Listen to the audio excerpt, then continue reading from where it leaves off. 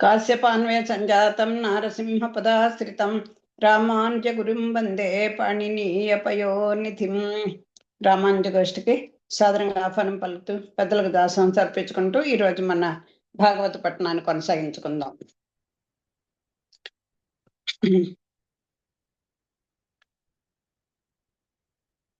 ధాటి పంచకంలో ఇంకా 3 ఉన్నాయి, ఓ చదువుకుందాం.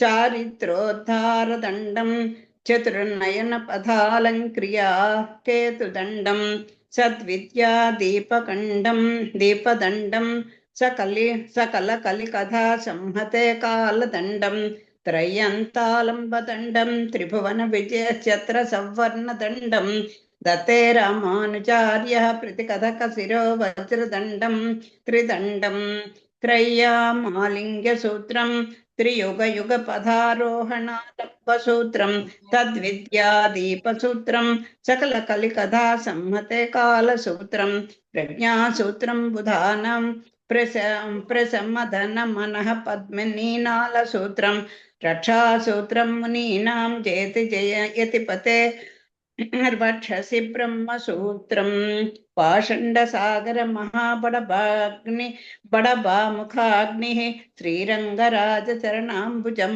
మూలదాస శ్రీ విష్ణులోకమణిమంటప మార్గదాయి రామానుజో విజయతేతి రాజరాజ.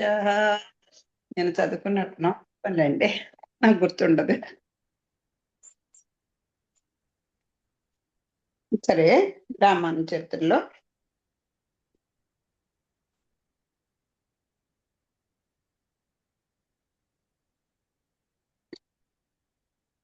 పాదుకలు అన్నీ అయిపోయాయి కదా. ఇప్పుడు అది స్వామి ఏమిటంటున్నారు, కూరేసుల పరమపదమునకు ఏగుట ఆ ఘట్టం కదా. కొంచెం అయింది, నిన్న చదువుతాను మళ్ళీ. భగవత్ సంకల్పించే ఒకనాడు కూరేసులు ఒంటరిగా శ్రీరంగనాథను దర్శింపనేగిరి. స్వామికి ఆయన ఎందు అనుతాపం కలిగను. ఆహా, ఏమి ఇతన ఆచార్య పారతంత్ర్యము! యతిరాజులు నా ప్రాణము కాగా ఈతడు వారి ముఖ్య శిష్యుడు, వారి ప్రాణముల కాపాడినవాడు అని ప్రీతి చెంది కూరేసులను చూచి నీకేమి కావలేను అని అడిగాను. స్వామి, నా ఎందు ప్రసన్నుడిపై మోక్షమిమ్ము, ఈ చటనే ఉండరాదా? శ్రీహరి, మిగుల శ్రాంతుడనైతని ఈ లీలా విభీతిలో చాలా కాలం ఉంటుంది, ఇక పరమపదం నాకు పిలుచుకొని పొన్ము, ఇదే నాకు కావాల్సింది. శ్రీరంగనాథుడు సమ్మతించను. యతిరాజుల సంగతి విని కూరేశల్ని వదిలి ఉండుట ఎట్లా అని చింతించిరి. కూరేశలతో మీరు పెరుమాళ్ సన్నిధికి వెళ్ళిద్దిరా? వారిని ఏమడిగిరి? నాతో కలిసే కానీ ఒంటరిగా పోతగునా అనిరి. కూరేశలు బదులాడలేదు. అట్లేలా అడిగితిరి అని లక్ష్మణులనగా భగవత్ సంకల్పము తమ కరణ సంబంధం చేత వైకుంఠమునకేగు భాగ్యము కలిగెను. పొరపాటైన మన్నింపుడు అని కూరతాళ్వార్లు అనిరి. భాష్యకారులు అతన్ని పోవలదనిన స్వామి ఆజ్ఞకు భంగము, కూరేసుల మనోరథమునకు ఆటంకము కలిగినంత తలచి, సరే వైకుంఠమునకు ఎగదురా, గొప్ప విషయమును పలుమార్లు చెప్పవాలని అందరూ ద్వైమంత్రమును మరలను ఉపదేశించునని చెప్పి అట్లే ఉపదేశించిరి. రంగనాథుని సెలవాయను. మీరు తృప్తిగా చెప్పినచో సుఖముగా పోయేదను. నేను అప్రతిహతంగా ఉండగా పోటుకు మీకు సంతోషంగా ఉండును, తర్వాతనైనా దుఃఖము. స్వామి అనుకనిచ్చెను, పొండు. అట్లా కాదు, మీరు సుఖముగా పోయి పరమపదమున ఉండుమని అనవలను, అప్పుడే నేను పోయేదను. సరే, నేను సంతోషంగా ఉంటే అలా పై కనిపిస్తుంటే మీకు వెళ్ళిపోండి, మీకు సంతోషంగా మీరు వెళ్ళిపోతారు, కానీ ఆ తర్వాత నాకు దుఃఖం మిగులుతుంది అనేసరికల్లా ఆచార్యులు సమ్మతి లేనిదే వాళ్ళు సంతోషంగా ఆజ్ఞ ఇవ్వంతే వైకుంఠనాథ్ కూడా స్వీకరించాడని తెలుసు కూరతాళ్వాని. లేదు, మీరు సుఖంగా వెళ్ళండి, హాయిగా వెళ్ళండి అని అంటేనే నేను వెళ్ళగలను అని అన్నారు. మీరు సుఖంగా పోయి పరమపదమును అనుభవింపుడు. అట్లా కూరతాళ్వాను ఎంబెల్మానార్ల సెలవు అందిరి. అప్పటి నుండి రామానుజులు ప్రవచనములు మాని కూరతాళ్వాళ్ళ మాటని చెప్పసాగిరి. స్వామి సెలవిచ్చాను. ఒక నట్టి శిష్యుడు లభించిన ఒక ఇట్టి శిష్యుడు లభించిన అని కూరేసుల గుణగణములనే పలుమార్లు తలచసాగిరి. కూరతాళ్వాను ఇంటికేగి తన పుత్రులిద్దరిని పిలిచి వారికి ఇట్లు ఉపదేశించిరి. బిడ్డలారా, మీ తల్లి పరమ పతివ్రత. నా కొరకై తాను చివరగా దాచిన సువర్ణ పాత్రను కూడా ఇచ్ఛాపూర్తిగా వదిలిన సాధ్వి నాకై స్వామిని ప్రసాదం అడిగినది. నేను పోచున్నాను. మీ తల్లి మాటలు వేదవాక్యములుగా పాటించుడు, ఉచితములు విహితములునైన క్రియలనే చేయుడు. బిడ్డలారా, వైష్ణవుడను అర్థము సరిగా వర్తించుటకు ఉడయవర్ల చరణ సంబంధము, ఉభయ వేదాంతముల సంబంధము ఉండవలెను. ఇది వైష్ణవుడి యొక్క ప్రథమ లక్షణం. అదే ఉడయవర్ల సంబంధం, రామాని సంబంధం కలిగి ఉండాలి, ఉభయ వేదాంతాలతో సంబంధం కూడా ఉండాలి. వైష్ణవుల ఎడల త్రికరణముగా ఆ అపచారము చేయకుడు. మనసా వచ్చ కరుణ కూడా ఎవ్వరికి కూడా వైష్ణవులకి అపకారం చేయకూడదు. అంటే మిగతా కులాలు చేయొచ్చా అని కాదు. ఇక్కడెక్కడ విష్ణు సంబంధం ఉన్న వాళ్ళతోటి ఎవ్వరితో కూడా వాళ్ళకి అపకారం చేయకూడదు. అంటే మాట్లాడకూడదు, తలచకూడదు, పని చేయకూడదు. నామమాత్ర వైష్ణవులు కాకుడు కర్మ జ్ఞాన భక్తి మార్గముల కంటే సర్వధర్మాన్ని పరిత్యజ్య అనే శ్లోకం ద్వారా ప్రపత్తిని స్వామి ఏర్పరిచిరి. ఈ 3 భక్తి మార్గాలు స్వామి చెప్పారు కదా. ఆ వాటన్నిటికంటే కూడా ఆఖరిని చెప్పినటువంటి చర్మ శ్లోకాన్ని గుర్తుపెట్టుకోండి. దాని ద్వారా ప్రపత్తిని, అదే సులువైన మార్గంని స్వామి ఇచ్చారు కదా. ఏడుపడితిమి స్వామి కాపాడుమని నమ్మియుండు వైష్ణవుల వేడ మనసున్న ఒకటి తలచుట, నోటితో ఒకటి చెప్పుట, వేరు రీతిగా చేయుట జరగరాదు. ఇవన్నీ చూడండి, వెళ్ళిపోతూ చక్కని సూక్తులు. మొన్న ఇదేంటి సంసార ప్రతిబంధకాలని చెప్పి ఒక పుస్తకం మా శాఖరు చెప్పారు.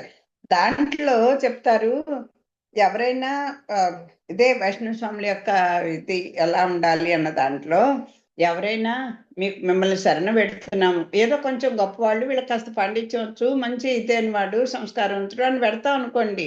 ఆ చెప్పే వాళ్ళకి ఒక కుటిల బుద్ధి ఉంది, అమ్మ వీడు ఎక్కడ నన్ను మించి పైపోతాడు అన్నట్టుగా ఉండకూడదు. చెప్పేదోటి చేసేదోటి ఏదో విపరీతార్థాలు చెప్పేసి అలా చేయకూడదు. అది రుజుత్వంగా ఉండాలి. రుజుత్వం అంటేనే మనసా వాచ కర్మని. అలా చెయ్యకండి అని చెప్తున్నారు. ఇవి వేరుగా నుండుట దుర్మార్గ లక్షణం. ఇదిగో ఇవన్నీ ఎవరు తగ్గుతాయి? దుర్మార్గులకి. ఎప్పుడును ఏ వైష్ణవుడును చెడవలనని తలపకుడు. ఎవడైనా తక్కువ కులంలో వాడు సైతం, పెద్ద కులాల్లో వాళ్ళైనా సరే విష్ణు భక్తి కలిగి ఉంటే వీడు కూడా మంత్రాలు చదివేయడమే, వీడు కూడా అన్ని శాస్త్రాలు నేర్చేసుకోవడమే అనకండి. భగవత్ సంకల్పం ఉంటేనే ఏ కులాల వాళ్ళకైనా వస్తుంది. వారిని దూషింపకుడు, బాధింపకుడు, ఏమియో చెప్పితనని తలపకుడు. ఇది ముఖ్యమైన విషయం. ఇలాగే వీళ్ళ స్తమానం సుక్తిముక్త వాళ్ళలే ఇలాంటి కొన్ని విన్నాం అనేకండి. తేలిగ్గా ఏదో చెప్పాను నలక్కోకండి. వైష్ణవుల ఎడల అనుకూలురై ఉండు తల్లి మాట వినుట పైలోక ప్రాప్తికి హేతువు.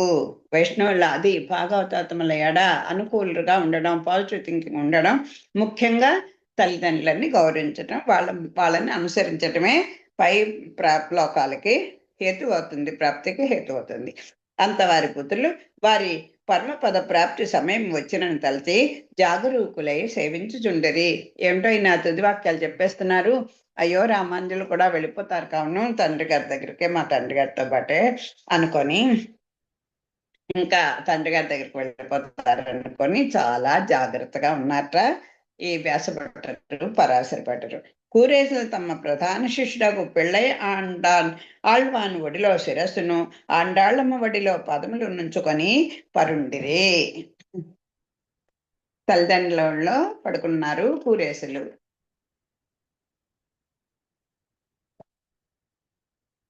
అనాయాసంగా మరణము లభించవలనన్న ప్రాకృత విషయములపై మనసు త్వరనీయక భగవత్ పాదముల యందు, ఆచార్య పాదముల యందు మనసు నిశ్చలముగా నిలిపి ఉండవలెను.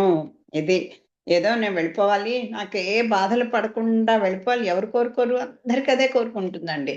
అనాయాస మరణం కావాలి, హాయిగా ఈ ప్రాకృతమైనటువంటి జంట ఈ సంసార తాపాలు ఏమి మనకు ఉండకూడదు, ఈ జంజాటాలు ఏమి మనకు ఉండకూడదు అని ప్రతి వాళ్ళు తెలుస్తారు. కానీ ఈ జీవ స్వరూపం ఏంటి? ఆఖరిలో ఏదో నిన్నే కదా చదువుకున్నాం, మాకేం ఉంచాడని చెప్పి పిల్లలు అడిగితే అయ్యో నాయన అది అక్కడ పెట్టా ఇది ఇక్కడ పెట్టా చూసుకోండి అని ఆ వెళ్ళిపోతున్న జీవుడు కూడా ఆ ఆకర్షణ వరకు అదే దృష్టిలో ఉంటాం. ఇది ప్రకృతి సహజం. అయితే అదో ఆ వాటిని వదిలిపెట్టి ప్రాకృతి విషయాలపై మనసు వెళ్ళనికుండా భగవత్పాదములు ఎందు ఉండాలి.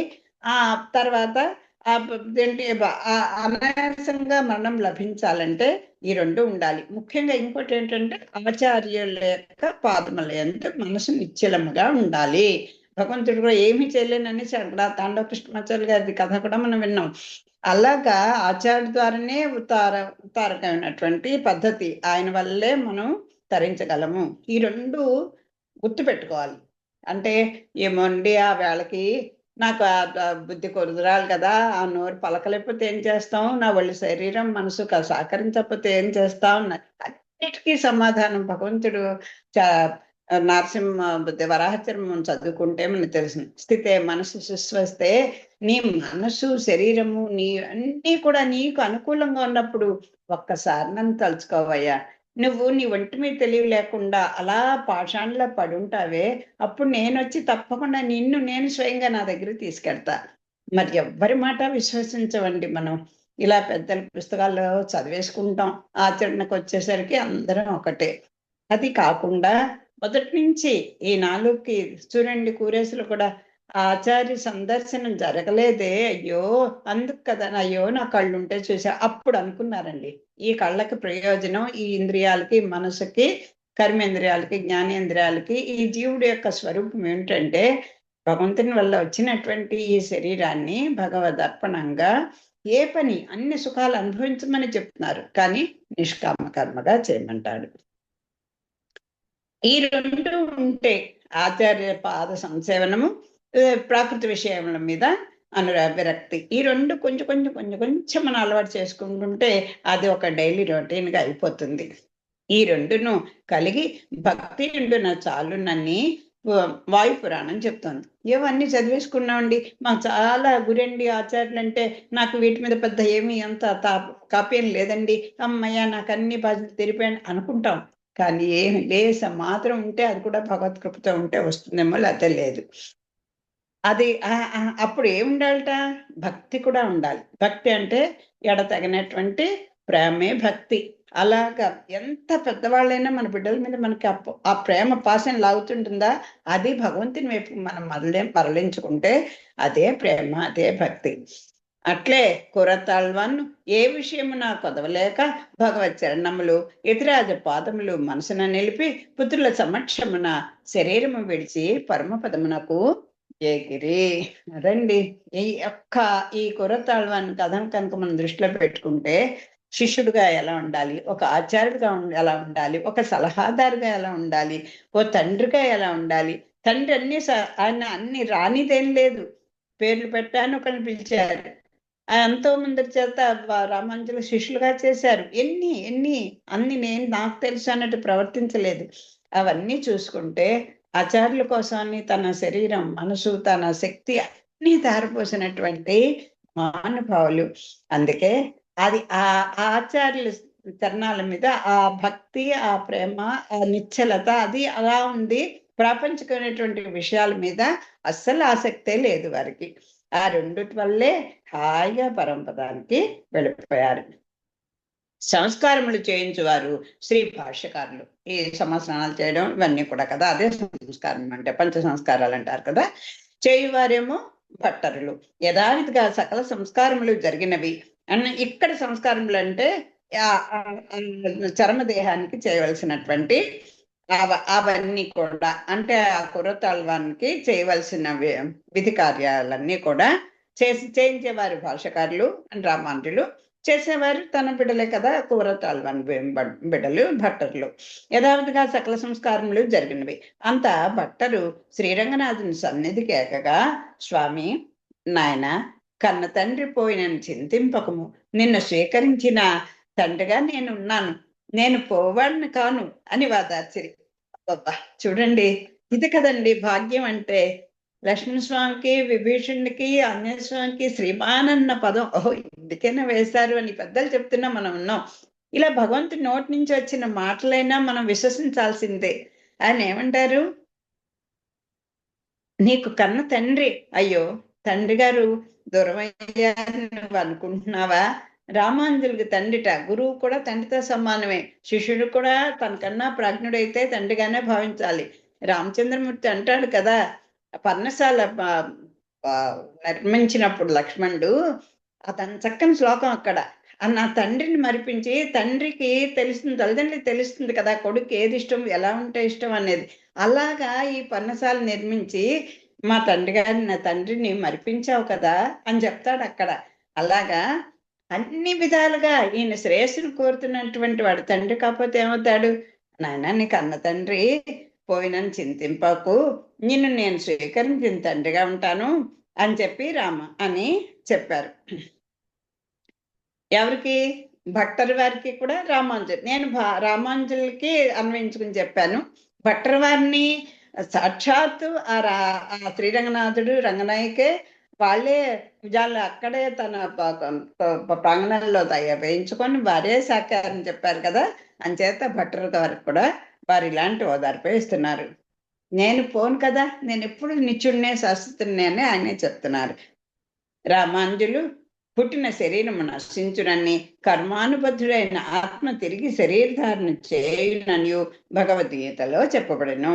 ఈ శరీరము ఊరికే కాలిపోతుంది, ఆత్మ మాత్రం ఎప్పుడూ స్థిరంగానే ఉంటుంది. అది ఇంకా మనం చేసిన కర్మానుభవాన్ని బట్టి 4 రకాలైన జీవుల్లో ఏదో దాంట్లో ప్రవేశపెడతాడు భగవంతుడే.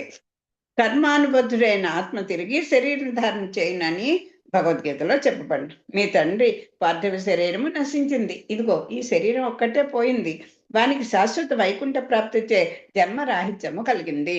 మనం ఎన్నో చేసినటువంటి పాపపుణ్యాలను బట్టి మళ్ళీ మళ్ళీ మళ్ళీ మళ్ళీ జన్మలు ఎత్తుతూ ఉంటాం. స్వర్గానికి వెళ్ళిన వాళ్ళు కూడా ఆ పుణ్యఫలం పోగానే ఆ డామ్మను మళ్ళీ వచ్చి ఏదొక శరీరం పొందాల్సిందే. కానీ మీ తండ్రి అలాంటిది కాదయ్యా, ఈ పార్థివ శరీరమే నశించింది, ఆయనకి శాశ్వతమైనటువంటి వైకుంఠ ప్రాప్తి జరిగింది. ఆ పరంపదాన్ని చేరిన వారి ఎవ్వరికీ కూడా పునరావృత్తి అనేది ఉండదు. భగవద్ అనుగ్రహ పాత్రుడు అని చెప్పి పరాశర భట్టర్ చేయి పట్టుకొని తీసుకొని వెళ్ళి ఎంబార్ను పిలిచి, గోవింద నీ చేతను చాచము, పరాశర భట్టరు చేయి పట్టుకొనము, నా పిమ్మట విశిష్టాద్వైత సిద్ధాంతం నిలిపోటకు తగిన వానిగా నీవీతన్ని తీర్చిదిద్దుము. అబ్బా చూడండి, అందుకే కావండి ఎందుకన్నా పరాశర భట్టరికి ఇంత ఇతర మతాలను ఖండించాలి, ఈ విశిష్టాద్వైత స్థాపనకి ఇదిగో దీంట్లో అంటే అయ్యో ఇప్పుడు మేము చెప్పుకుంటుంది కూడా మర్చిపోయారు. వారి గ్రంథాలలో ఎంతో దీని గురించే చెప్తారు. ఇదిగో ఆ గోవింద భట్టర్ని పిలిచిట, ఈ పరాశర భట్టర్ ఏది ఆయన చేపట్టుకో, భట్టర్ వారు చేపట్టుకొని ఈయన్ని నా తర్వాత అంటే ఇంకా అసలు స్వామి చూడు, ఆయనే నిత్యుడు, ఆయన ఇదిగో నా తర్వాత నా పిమ్మట విశిష్టాద్వైత సిద్ధాంతం నిలుపుడు తగిన వానిగా నీవు ఇతను తీర్చిదిద్దుము అని గోవింద భట్టర్కి అప్పచెప్పారు రంగనాథుడు. నీకు ఇతన్ని అప్పగించితని అని చెప్పారు. ఉడయవర్ల చరిత్రమున కూరేసుల గాథ ముఖ్యమైనది. ఉడయవర్ల విషయంలో అసలు ముందర కూరతాళ్ళే చెప్పుకుంటేనే రామానుజుల యొక్క వైభవం ఈనాటికి మిగిలిందంటే ఏదో అంటారు కదా, అదృశ ఏదో హస్తం ఉందని. అలాగే కూరేసులే వారిని ప్రోత్సహించిన వారు. సంపత్కరము దినదినము ఐశ్వర్యను వృద్ధి చేయను, ముక్తిప్రదము పుత్ర పౌత్ర లాభము సకల పాపక్షయమును కలిగించును. ఈ ఉడయవర్ల చరిత్ర కనుక మనం వింటే ఏమవుతుంది, దాంట్లో కూరేసుల యొక్క గాథ కనుక చాలా ముఖ్యమైనది. అది ఎంతది? సంపత్కరము, దినదినము ఐశ్వర్యాన్ని వృద్ధి చేసేది, ముక్తిని ప్రసాదించేది, పుత్రపౌత్ర లాభంలో కలిగించేది, సకల పాపాలని పోగొట్టేది, పునర్జన్మ భయం కూడా తొలగును, సంపూర్ణ భగవద్ అనుభవము కలిగించును. మనకి రాదు, ఇలా పెద్దల యొక్క ఆ శ్రీశక్తులు వింటే ఏమో కొన్ని జన్మలకైనా వస్తుందేమో. భగవద్ అనుభవం కలిగించును.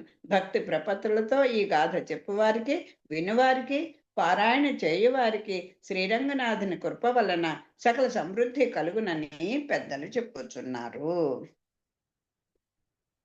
కొండ మీద వానికి చీటి. ఇదొక చక్కని ఘట్టం అండి, విందాం. యతిరాజులు మరల పర్యటించినప్పుడు తిరుమల కొండ కింద నుండి పోవుచు ఒకచో మజిలీ చేసిరి. ఒకసారి తిరుమలకి మళ్ళీ వెళ్ళేసరికి తిరుపతిలో కిందన కాసేపు మజిలీ ఆగారనమాట. వారి శిష్యులు అటు పోవు గొల్లె తను చూసి పెరుగునిచ్చేదవా అని అడిగిరి. ఒక ఆవిడ పెడుతుంటే పెరిగిస్తావా అని అడిగారట శిష్యులు. తొండ్యూరు కొండి అను ఆమె మనస్ఫూర్తిగా పెరుగునిచ్చాను. చాలా అడగగానే ఏవి డబ్బులి అంటాం మనమైతే వెంటనే. చాలా ప్రేమగా ఇచ్చింట ఆవిడ. అగో అప్పుడు ఆ చందనం ఇచ్చినట్టు కృష్ణుడికి. బుద్ధిశాలిను మంచి కాలము ప్రాప్తమైనదనియు అగు అయినది అగు ఆమె. అదిగో అది వినాశకాల విపరీత బుద్ధులు అంటారు. ఆ కాలం బాగుండకపోతే విపరీత బుద్ధులు పుడతాయి. అలాగే మనకు మంచి కాలం వస్తే ఇలాంటి చక్కని ఎవరికైనా దానం చేయాలని అనిపిస్తుంది. వారెవరో గొప్పవారే ఉందిరని తలచి పెరుగునిచ్చి చేతులు కట్టి నిల్చుండెను. శిష్యులు ఆ పెరుగు వెల ఎంత అని అడగగా నాకు సంసార బంధం వదిలించి మంచి గతికి పోవునట్టు చేయడు. చూడండి, వీళ్ళలో ఎంత అడిగినా ఇచ్చేట్టుగా ఉండాలని కాస్త ఎక్కువ చెప్తారు. ఈవిడ ఏమడిగిందో చూడండి, నాకు ఈ సంసార జంజాటం పోయి నాకు హాయిగా పరమపదం కలిగేట్టుగా చేయండి, ఆ మంచి గతికి మంచి మార్గం నాకు వచ్చేట్టుగా చేయండి అని అడిగింది. అంతేకాని వెల వలదు, నాకేం డబ్బులు ఇవ్వక్కర్లేదండి ఆ కొండి. యతిరాజుల్లో ఆ మాటలు విని అచ్చడికి వచ్చిరి. ఆమె వారికి నమస్కరించాను. అప్పుడు దానికే ఇంకా ఆచార్య కటాక్ష అని చెప్పాలా. వారు వెంటనే వచ్చారు. నీకు మోక్షము కావాలనని దాన్ని కోరవలనని తోచినది. అసలు అడగాలని బుద్ధి కూడా ఈ సజ్జన సాంగత్యం వల్లే వస్తుందండి. అలా సజ్జన సాంగత్యం ఉంటే మంచి ఆచార్యుడు దొరుకుతారు. అవే మాటలు, అవే సంభాషించుకుంటుంటాం. దాంతో మనకి సాత్విక గుణం ఉద్భుతం అవుతుంది. ఇతర విషయాల మీద కొంచెం ప్రావీణ్యం తగ్గుతుంటుంది. అప్పుడు ఆచార్యులు వారంతటి వాళ్ళే ఇలాంటి సందర్భాల్లో మనకు తెలియకుండా వస్తారు ఏదో రూపంగా. ఇవాళ భగవంతుడు ఏదో రూపం నిన్ను పంపించాడంటాను చూడండి మన అవసరం వచ్చినప్పుడు. అలాగా నీవు మోక్షం పొందదగుదువు, కానీ దానిని నేను ఇచ్చుట కుదరదు. ఈ కొండ మీద ఉన్న వారిని అడుగుము అని చెప్పారు ఆయన. ఇదిగో నేను ఇచ్చేద్దాం అంటే మోక్షం నా చేతిలో లేదు. నువ్వు ఆ కొండ మీదకి తిరుమలకి వెళ్ళి ఆ కొండ మీద ఉన్న వాడిని అడుగు అని చెప్పారు. చెబితే ఈవిని చూడండి, ఆ టెస్ట్కి మనం నిలబడాలండి. అంటే ఆవిడకి తెలుసు ఆచార్యుడే ఉత్తారకం అనే విషయం తెలుసు. చూడండి ఆవిడేమంటుందా, ఆయన నాతో పలుకున పెడతానండి, ఆయన నిలబడి ఉంటాడు శిలా విగ్రహంలా, ఓ మాట మాట్లాడు, చేస్తాడో చేయడో తెలీదు. అంత విశ్వాసం మనకి ఎక్కడుంటుంది? ఆచార్యుడుగా ఉన్న ఇంట్లో ఉన్న పెరుమాళ్ళని మనం విశ్వసిస్తామా? అదే మనిషి కనబడితే ఎవరన్నా వాడి తగిన వాడే ఇస్తాడు అనుకుంటే అడిగేస్తాం.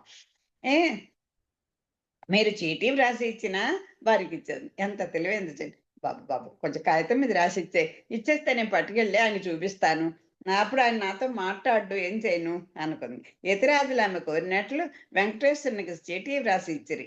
ఆ చీటీ ఆమె ఏమి చేయునని శిష్యులు తలంచుండగా ఆమె దానిని మహాప్రసాదమని తీసుకొని నిస్సంశయ బుద్ధితో వారికి నమస్కరించి లేచి ఆ జాబును తలపై ధరించి 7 కొండలు ఎక్కి వెంకటేశ్వరుని సన్నిధికేగి దేవళమునకు ముమ్మారు ప్రదక్షిణించి నమస్కరించి పెరుమాళకు అందచేయడని కోరి ఆ లేఖను అర్చక స్వాముల చేత పెట్టినది. దాన్ని వారు స్వామి యొద్దకు కొనిపోగా స్వామి చేయి చాచి చీటీ తీసుకొను. అబ్బబ్బా, ఈవిడ ఏ కులం ఏమన్నా చెప్పారా? ఏమన్నా చదువుకుందా? ఏ కులమో తెలిసిందా? ఏదో పెరుగు అమ్ముకుంటున్నా ఆవిడ. చూడండి, ఆ శబరి లాంటి వాళ్ళు మరి ఇలాంటి ఇప్పుడు కూడా ఈ కాలం ఉన్నారంటే రామానుజ కాలంలో కూడా ఉన్నారు కదా. మరి అది ఇదంతా అర్థమైపోయింది కదా. ఆ నిస్సంశయ బుద్ధి, ఏం చీటీ రాసిస్తే పట్టుకెళ్తే ఇస్తారా, చేస్తారా అని ఏమీ ఒక ప్రశ్నే రాలేదు ఆవిడకి. మనమైతే అర్చకుల చేతిలో పెట్టుకుంటే ఈయన ఇస్తాడో ఇవ్వడం అని తలుచుకున్నాం. అదేం కాదు, విశ్వాసం అంతా అడిగాము ఆయన ఇచ్చారు అంతే, స్వామికి అందజేయాలి అలాగే అనుకుంది. దాన్ని ఎలాగ అందించాలనేది కూడా ఒక ప్రాసెస్గా చక్కగా వెళ్ళింది, దండం పెట్టుకుంది. అది తలమే పెట్టుకుంటా. మనమైతే ఇంత తిండి ఏదైనా ఉంటే అది ముందర చదువుకు 7 కొండలు ఎక్కాలంటే ఇవిడ ఆ చీటీ తలమి పెట్టుకొని వెళ్ళిందిట, అర్చక స్వాములకి అందించింది. విశిష్టాద్వైత ప్రతిష్టాపన ప్రతిష్టాపన ఆచార్యులు, ఉభయ వేదాంత ప్రవర్తకులు, భాష్యకారులు నగు వారు సమ్మతి లేఖనీయగా స్వామి తీసుకొని కొండకి కొండికి మోక్షమునిచ్చితిని అన్నెను. అది ఆయన చూసుకున్నారు వెంటనే. ఆ కాగితం చూడగానే వారికి తెలీదా స్వామికి?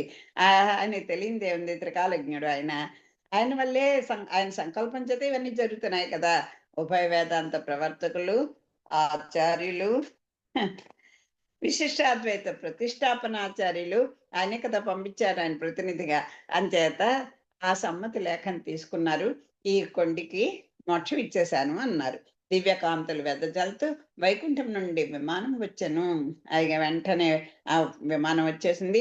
దివ్య పురుషులు ఆమెలోనికి రమ్మన్నారు. కొండి అందు కూర్చుండి పరమపదమునకు ఎగెను.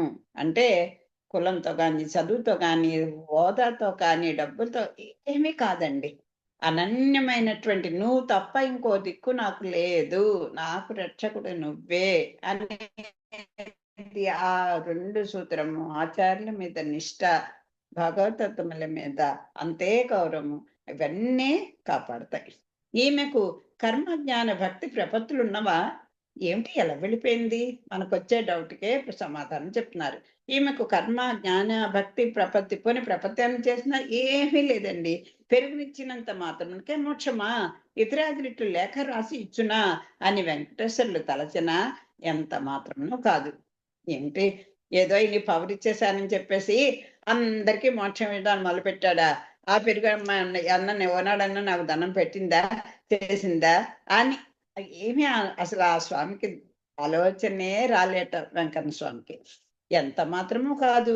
ఈతడు నా ఆజ్ఞచే వైకుంఠం నుండి వచ్చి ఇతడు సకల కార్యములు నిర్వహించినాడు. ప్రతిగా నన్నేది అడిగను చేయవలసిందే. అయినను గొల్లత అచంచల విశ్వాసం గల యోగ్యురాలు ఈమెను అతడు పంపెను, మోక్షమిచ్చితిని అని స్వామి తలచాను.